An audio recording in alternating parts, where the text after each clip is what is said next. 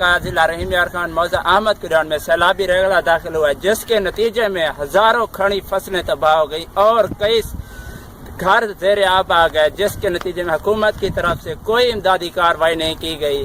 علاقہ مکینوں کا کہنا ہے کہ جلد از جلد کوئی حفاظتی اقدامات اور حفاظتی سامان بھیجا جائے، اور یہ دیکھتے ہیں، عوام سے پوچھتے ہیں کہ ان کی کیا رائے ہے۔ حکومت کی وجہ سے کوئی بندہ یا کوئی حفاظتی عملہ یہاں پر آیا ہے؟ جی بولیں آپ۔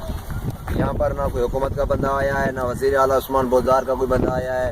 ہمارا حال یہاں پر برا ہے، ہمارے مویشی مر رہے ہیں، ہم خود بھوک سے مر رہے ہیں، نہ ہمیں کوئی غذائی اجناس مل رہی ہے۔